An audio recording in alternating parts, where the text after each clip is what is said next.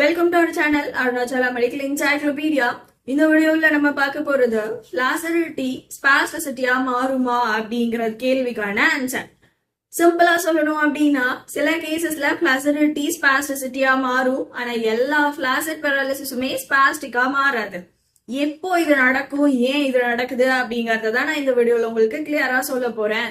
இந்த கான்செப்ட் உங்களுக்கு புரியணும்னா அதுக்கு முன்னாடி நீங்க ஸ்பாஸ்டிசிட்டி ஏன் வருது, ஃபிளாசிடிட்டி ஏன் வருது அப்படிங்கிற என்னோட பழைய வீடியோவை பார்த்துட்டு வந்துருங்க.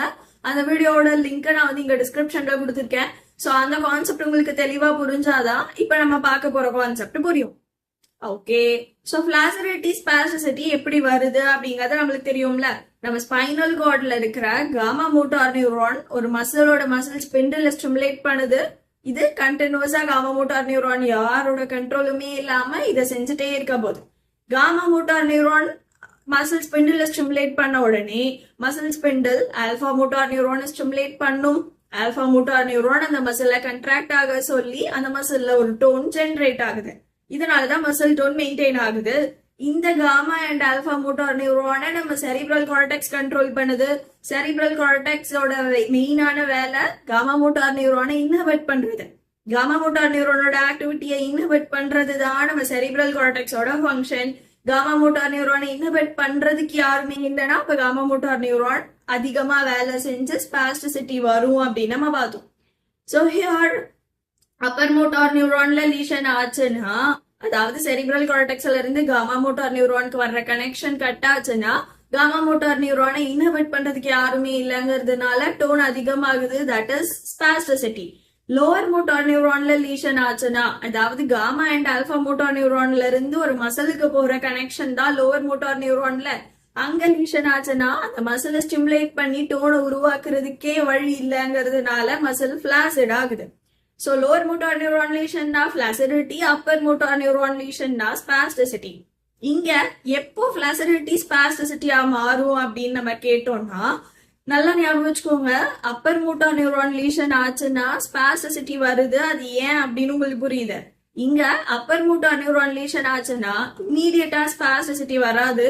முதல்ல ஃபிளாசிடிட்டி தான் வரும். அதுதான் கொஞ்ச நாள் கழிச்சு ஸ்பாஸ்டிசிட்டியா மாறும். ஏன் இது அப்படின்னு கேட்டோம்னா, சடனா அப்பர் மோட்டார் நியூரான்ல ஒரு லீஷன் வந்த உடனே நம்ம நர்வஸ் சிஸ்டம்க்கு எப்படி ரியாக்ட் பண்றதுன்னே தெரியாம நம்ம நர்வஸ் சிஸ்டம் ஷாக் அப்படிங்கிற ஸ்டேஜ்ல போயிடும். சடன் லீஷன்னால ஷாக்ல போயிடும் நம்ம நர்வஸ் சிஸ்டம். அப்படி ஷாக்ல போயிடுச்சுன்னா எந்த ஃபங்க்ஷனுமே ஒழுங்கா நடக்காது, எந்த ஸ்ட்ரக்சருமே ப்ராப்பரா ஃபங்க்ஷன் பண்ணாது. அதனால ஷாக் ஆன உடனே காமா மோட்டார் நியூரான் வேலை செய்யறத ஸ்டாப் பண்ணிடும். இப்ப எனக்கு அப்பர் மோட்டார் நியூரான்ல ஒரு லீஷன் வந்துருச்சு. சடன் லீஷன் வந்த உடனே என்னோட நர்வஸ் சிஸ்டம்க்கு ஷாக் ஆயிடுச்சு. ஷாக் ஆனதுனால என்னோட நர்வஸ் சிஸ்டம் வேலையே செய்யாது. அப்படி வேலையே செய்யலங்கிறதுனால காமா மோட்டார் நியூரான் ஆக்டிவிட்டியே இருக்காது. அதனால மசில் வந்து டோனே இல்லாம ஃபிளாசிட் ஆயிடும். சில நாளுக்கு அப்புறம் 2-3 டேஸுக்கு அப்புறம் 1 வீக்குள்ள இந்த ஷாக் அப்படிங்கிற ஸ்டேஜ்ல இருந்து நம்ம நர்வஸ் சிஸ்டம் வெளியில வந்துடும்.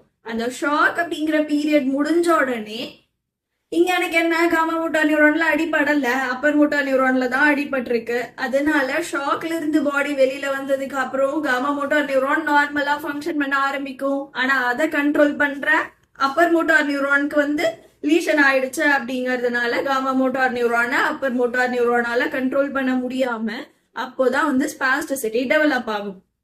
சோ டைரக்டா லோவர் மோட்டார் நியூரான்ல லீஷன் ஆகிறதுனால ஃபிளாசிடிட்டி வந்திருந்துச்சுன்னா அது ஃபிளாசிடிட்டி தான், அது அப்படியே தான் இருக்கும், அது ஸ்பாஸ்டிக்கா மாறாது.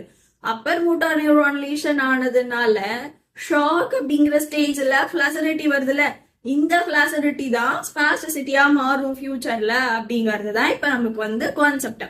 இப்போ சடனா லீஷன் வந்த உடனே ஷாக் அப்படிங்கிற ஸ்டேஜ்க்கு போதும் நம்ம சொல்றோம்ல, இதை நம்ம ஸ்பைனல் ஷாக் இல்லைன்னா செரிப்ரல் ஷாக் அப்படின்னு சொல்லுவோம். செரிப்ரல் கார்டெக்ஸ்ல டேமேஜ் ஆகுறதுனால அந்த ஷாக் வந்துச்சுன்னா செரிப்ரல் ஷாக். ஸ்பைனல் கார்ட்ல டேமேஜ் ஆகுறதுனால அந்த ஷாக் வந்துச்சுன்னா அது நீங்க ஸ்பைனல் ஷாக் அப்படின்னு சொல்வீங்க. அப்பர் மோட்டார் நியூரான் லீஷன் ஆச்சுன்னா சடனா அந்த லீஷன் நடக்கிறதுனால நம்ம பாடி, நம்ம நர்வஸ் சிஸ்டம் ஷாக் அப்படிங்கிற ஸ்டேஜுக்கு போயிட்டு எந்த ஒரு ஆக்டிவிட்டியுமே பண்ணாம அப்படியே ஸ்டாப் ஆயிடும். இதைதான் நம்ம ஷாக் அப்படின்னு சொல்றோம். இந்த ஷாக் பீரியட்ல வரக்கூடிய ஃபிளாசிடிட்டி தான் ஃபியூச்சர்ல ஸ்பாஸ்டிசிட்டியா மாறும் in case of upper motor neuron lesion. Lower motor neuron டைரக்டா லீஷன் ஆனதுனாலதான் ஃபிளாசிலிட்டி வந்திருக்கு அப்படின்னா அது ஸ்பாஸ்டிசிட்டியா மாறாது. So that's all for this video. Thank you.